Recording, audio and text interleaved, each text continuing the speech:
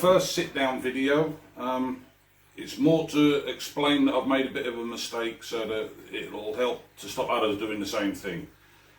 For the last few years I've had a potting shed and I've always kept all my seed supplies and everything in the shed. Well, the shed fell down at the end of last year. So I'd had the seeds in the garage and then I made a silly mistake and I took them into the greenhouse when I was doing some planting up and I kept them in the greenhouse. Most of you will probably know that it's not a good idea for extreme heat and extreme light on seed collections. So hence, I now don't have a seed collection. I cooked all the seeds I had in here, which is why I was getting such a bad germination rate in the greenhouse. So I've had to bin the lot and I've ordered some more. Right, now this case, as most people on YouTube now have seen, it's done by Tony Smith, was the one that put out the first video that I'd seen about them. They're actually photographic storage cases. So you buy it as one suitcase sort of thing and it clips up and you've got all these little individual cases kept inside. Now, they're perfect for that, but as I said, don't do what I've done and keep it in the greenhouse. So what I've done is I've actually ordered some fresh seeds. Now, I use a company, Premier Seeds Direct, because I've always had such good germination rates with them and all that lot. Now, a lot of people won't use them purely because the packets don't have instructions for growing on them to keep the cost down. I mean, personally, the same as a lot of others, I'd be willing to pay a bit more money for it if they had the growing instructions on the back of the packet as well. But it is what it is. So we'll have a little run through what I've ordered. Right, we've got Cylindria beetroot, white gem parsnips, red samurai carrot, peppermint stick celery,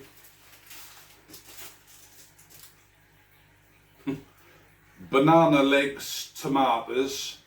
I've never tried them once, so that's a new one on me. Swiss chard rainbow mix, perpetual spinach, courgette, yellow golden, so it's a yellow one rather than normal green courgette. Cape gooseberries, most of you probably know that it's not a gooseberry at all. It grows very similar to a tomato, but they grow little berries as such, and they have a little paper lantern around the outside of them, more used in puddings and such like. But hopefully if they come up next year we'll see some of them. Florence fennel, lettuce oak leaf red. I've stopped growing what we class as a ball lettuce. I find them, they have no flavour to them, and obviously most of us know there's no actual nutrients in lettuce anyway, so it's more about the flavour. So I found that the ones where you pick the leaves and let it carry on coming up taste a hell of a lot better than the normal stuff, so that's why we've gone for them. Snowball turnips, radish, China rose. So these are a winter radish, so you grow them more towards the end of the summer into the winter. So I hope they get a nice crop out of them ones. This is a new one again for me. It's scarlet kale, boricole, I think they pronounce it. So got that one. Cucamelons. Again, I think most people are starting to get the hang of what these ones are. Again, they're a vine growing fruit and they have what look like little melons on them, but they're actually cucumbers. People say they have a citrusy taste or a melon taste. I don't think they do. I think to me they just taste mostly like little cucumbers, but they go really well in chutneys and all that sort of stuff. That's deep purple carrot. Where's the other one? Put that on the Red Samurai. Right, this is another new one. It's courgette shooting star. The way they're advertised is as a climbing courgette, but I don't think they climb as such. I think it grows more on a stem and you have to give it a bit of support on a fence or a post. So we should be trying some of them probably before the end of this season. Actually, I'll get a couple of them in. Leek Giant di Inverno. So they're supposed to be a nice big leek.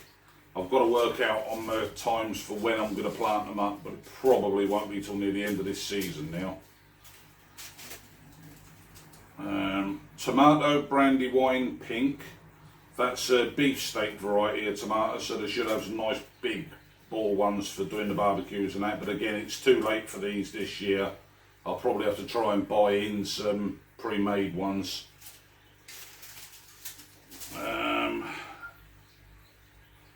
Oh, it's another kale. This is Black Magic. So it's another borecole. So we've got the Scarlet and the Black Magic. Keep them together. Right, I'm a fan of kale. Love it. These are Globe Artichokes. That's the Violetta ones. So it's kind of a red globe on them. And then that's the normal green artichokes. Put them ones there together. We have aubergine long purple. So rather than your standard size shaped ones, these ones grow more elongated single stem aubergines. Radish Diakon Moolies. These are the ones that a lot of us have started seeing in the supermarkets. They're a much longer radish and a lot thicker. I mean, I must admit I didn't know what they were originally when I saw them, but I've since found out that that's what they are, so they're good in cooking.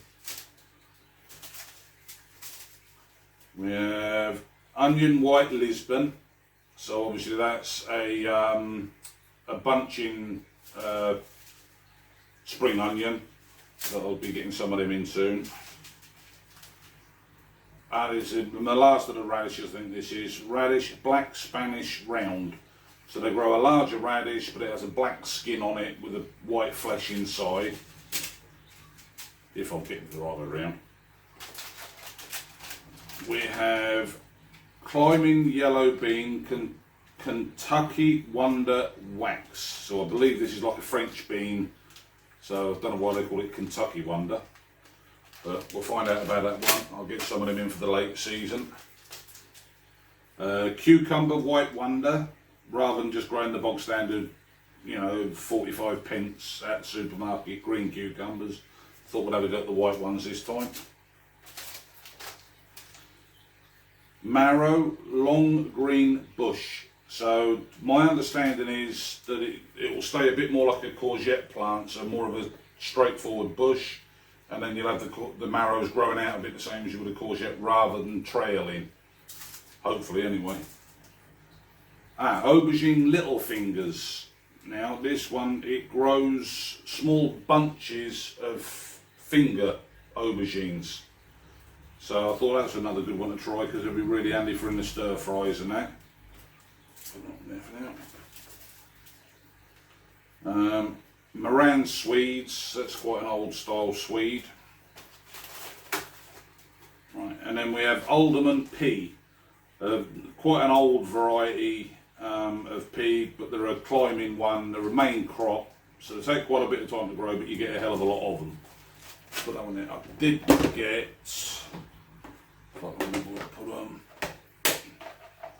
I'd already ordered these ones before I realised what I'd done with all the others.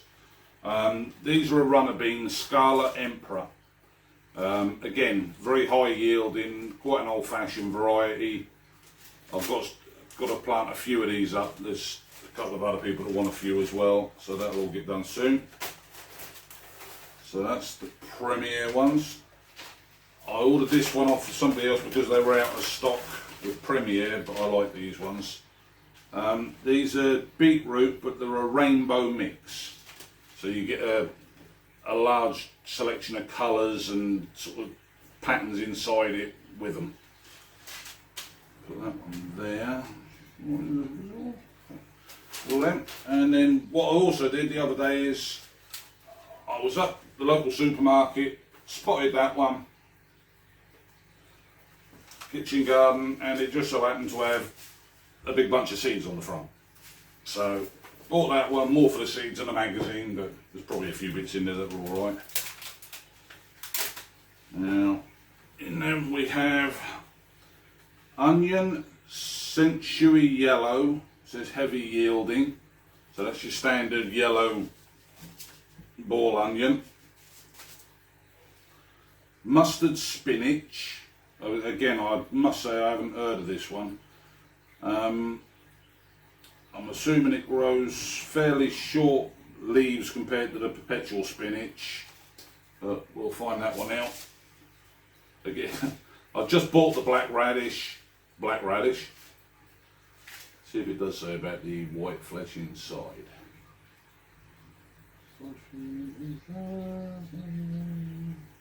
No, don't say. I'll have to read up on it properly.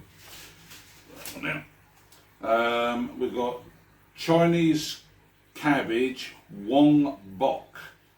It looks, I must admit, it looks a bit like a close variety to pak choi. So we'll have to have a look at that one. Beetroot Barbaritola di Chigaya. I'll stick to the easy way. It's a traditional Italian beetroot. Basically red beetroot, and it has like pink swirls inside it. Again, only just bought all my seeds, buy a magazine, and then there's something else on there. Long green bush, the marrows. So I've now got 2 packets of these, but there'll be a lot less in this. What's the content? 10, and there was 40 in that. Yeah, so we've got a fair few. Again, it's another new one that I haven't heard of. It's Chinese kale.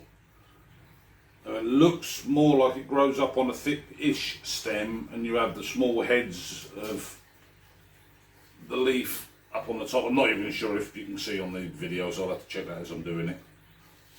Got that one. Ichikura, that's another variety of the spring onion. That's a pretty staple variety that we all use. Coriander leisure leafy. Again, not heard of leisure leafy, but we'll get some of that round there because we can plant some of that soon.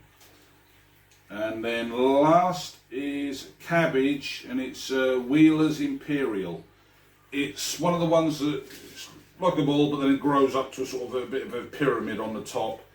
So they're quite a tight grown one to my understanding, so I think you can get a few more of them into a space. I mean, I don't usually bother with cabbages and cauliflowers and such like, because I am fairly limited to the space I have in the garden. But that's that, right. I'm going to pack it all away now. I won't bore you and make you watch me pack it all away unless I can figure out how to fast forward it. But I'll have a look at that afterwards, so I'm just going to pack it all away now.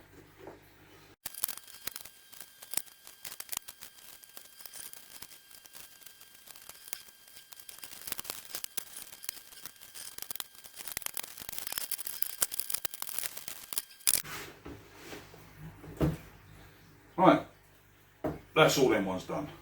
Right, I'm going to be getting a few of these planted up, so rather than showing individual videos of planting, because they're all over YouTube, I'll just do a little tour once I've got a load planted up and sorted out.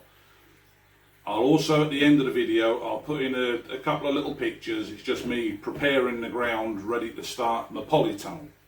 That'll be going up within the next couple of days. I'll be starting to do that, so I'll do a mixture of little videos and photographs to do with it, because I don't know how long it's going to take me to put it up, because I haven't done one for a long time. So, but anyway, that's it for now, and I'll speak to everybody later on. Take care, bye bye.